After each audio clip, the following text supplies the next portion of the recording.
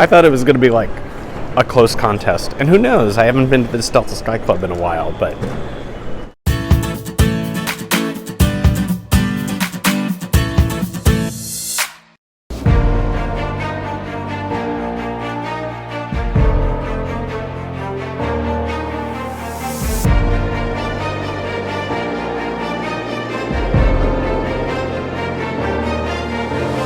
I'm here at JFK Terminal 4 at the Centurion Lounge.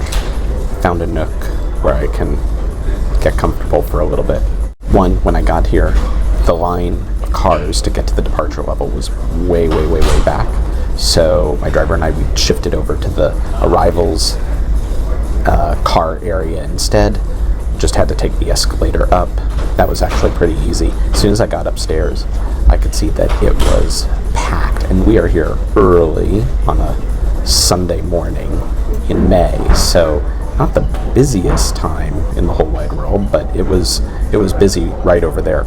I knew if I headed over to the right that's where the Sky Priority and the Delta One check-in area was. It was just going to be a lot less crowded. If nothing else, it was just a lot easier to walk through and to get over to TSA. Got the pre-check, that was easy, line wasn't too long, speeded through really easily there.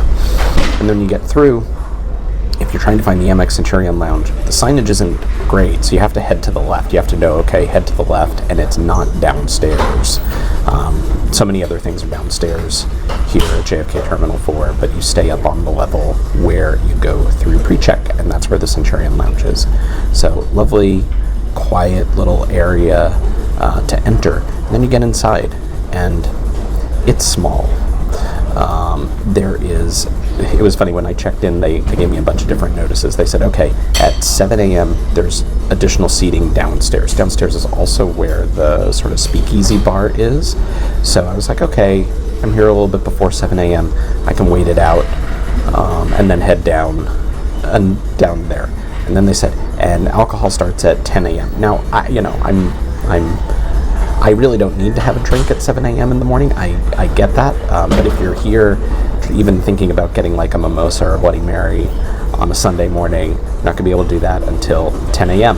I haven't gotten over to the Delta Lounge yet to check that out, right? So today we're here trying to compare the AmEx Centurion Lounge to the Delta SkyClub. You'll note there is a temporary Delta SkyClub Express, which is really intended more for like a grab and go, and it's on the A side, and so I'm not stopping by there. I'm stopping by the bigger club that's over by the B gates. So that's where I'm going to head next. I'm really evaluating these clubs on 3 different criteria right now: food and beverage from a dietary restriction perspective, comfort, seating, views, stuff like that, and bathrooms, because that's one of the big reasons sometimes why you prioritize these lounges over just hanging out at a gate.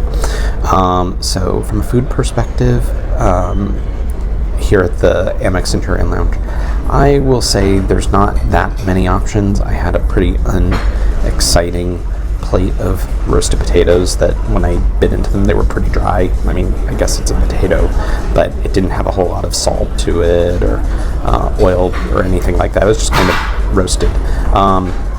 There's some rosemary on it, but it wasn't too exciting. Also, I had an oatmeal, which wasn't marked as containing gluten, so I'm kind of assuming that's gluten-free, but that's probably a tricky thing to do with oatmeal. There were a couple toppings, but it wasn't too much. So all to say, food options, not that exciting. And then beverage perspective, it was sad. First off, there's no liquor until 10 a.m., but I got over that already.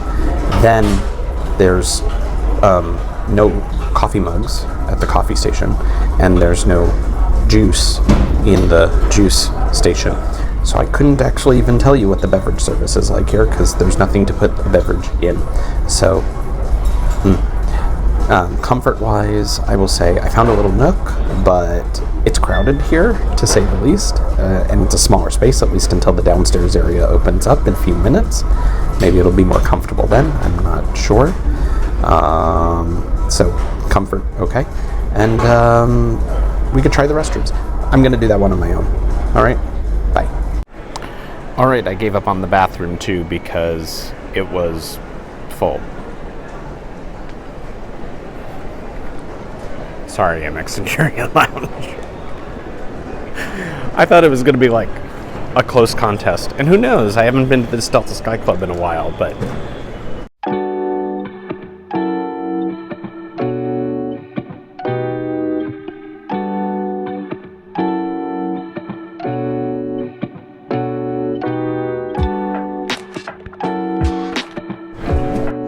So that sense of crowdedness has continued over here on the other side of Terminal 4, over in the B gate. It's really crowded. All the food stands are pretty long lines. So let's manage expectations. Our Delta SkyClub could be pretty busy.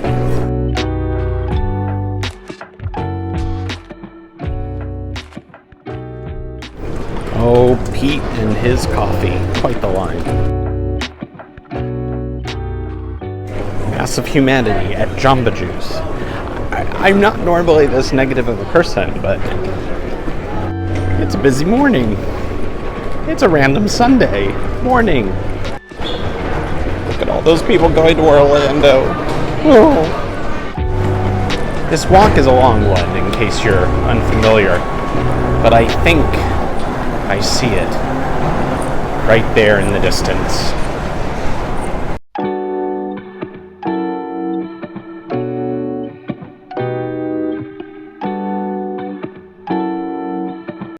Well, that was night and day compared between the two.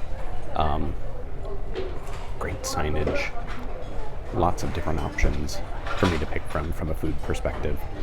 Not only did they have mugs for coffee and lots of different juice options, they also had these amazing apricot smoothies on the bar to drink. So it was great. And I got to use the restroom. Fantastic. Okay, I get that everything I've said so far makes me sound like I'm shilling for the Delta SkyClub, but the comparison between the two is just absolutely night and day. I do love this sky deck out here. It's not open right now. If it were a couple degrees warmer, maybe they would open it up, but it's not ready right now. There's a lot more seating here, so it's a lot more comfortable. You can tell that they are prepared in case it gets to capacity, and they have signs ready to go, and they do have a priority in terms of who can get in, but they're not there yet, obviously, and there's a lot of seats available, so felt a lot more comfortable here. The views are spectacular out the window, not just from this deck, but also we could take a look over there, but there's some beautiful runway shots over there. I had oat milk at the espresso bar. I was able to make myself an oat milk latte. So the beverages are a lot better. As you can see, that 10 a.m. thing is not an Amex Lounge thing. It is New York state law. Who knew? It's good to know, I guess. We'll see. Once I'm on the plane, I'm sure I'll be able to get a drink. The food, it's hands down. There's so many more options here. So much better signage. The execution is so much better. It's so much more flavorful. Hands down, the food is superior. Bathroom, lots of space. Don't have to wait online for a men's room to use. So, in every possible way, this is a superior experience to the AmEx Centurion Lounge, hands down.